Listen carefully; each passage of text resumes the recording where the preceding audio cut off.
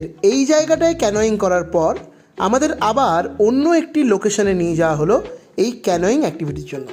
Kayaking বা canoeing ছাড়াও জলের মধ্যে পা ডুবিয়ে যাওয়ার এই অভিজ্ঞতাটাও কিন্তু বেশ ভালো। সো আমরা এখন যে আইল্যান্ডে কায়াকিং ক্যানোয়িং করছি সেখানে কেউ শুয়ে শুয়ে যেতে হবে। ওকে, কারণ প্রচণ্ড নিচু, এতটাই নিচু বুঝতেই পারছেন। দেখো এরকম একটা রাস্তা দিয়ে আমরা যেতে হচ্ছে, ফলে আমরা শুয়ে শুয়েই যাচ্ছি, এখানে শুয়েই যেতে হবে। This is proper canoeing. এটা একটা অন্যরকম অভিজ্ঞতা ক্যানোয়িং, একদম আমার হবে না জায়গা। এই দেখো, দেখতে পাচ্ছি এরকম এরকম সরু গুহার ভেতর দিয়ে আমরা যাচ্ছি।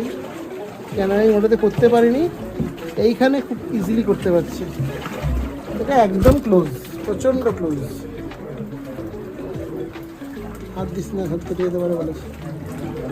প্রচণ্ড ক্লোজ। জাস্ট দেখো সবাই কীভাবে যাচ্ছে।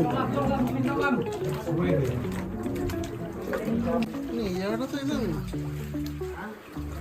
শুতেই হবে, না শুলে যাওয়া যাবে না, সম্ভব না। এতটাই ক্লোজ, মাথায় লাগবে। শুয়ে পড়, শুয়ে পড়। আমি দেখে নিচ্ছি।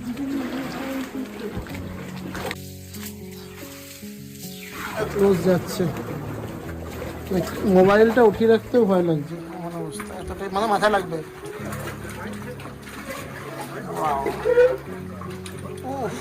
একদম ও চলে এসছি এবার আমরা। এখানে জলটা কম, নেমে যাওয়া যেতে পারে, তবে আমরা নামছি না, নামতে পারি। জলটা এখানে কমই আছে। এই হচ্ছে অ্যাটমসফিয়ার, তারপরে আকাশ।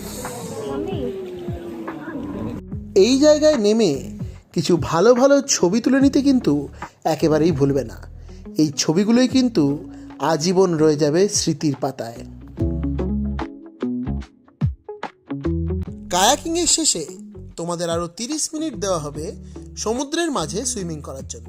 তোমরা চাইলেই একটু সুইমিং করে নিতে পারো। সবশেষে এবার ফুকেট ফেরার পালা। এখনো আমরা ফুকেট পৌঁছাইনি। সমুদ্র উত্তাল, এরকম পরিস্থিতিতে সমুদ্রে কখনো যায়নি, এই প্রথমবার এই অভিজ্ঞতা। উত্তাল সমুদ্র, তার মধ্যে চলছে আমাদের বোট। পৌঁছে যাবো খুব তাড়াতাড়ি ফুকেটে।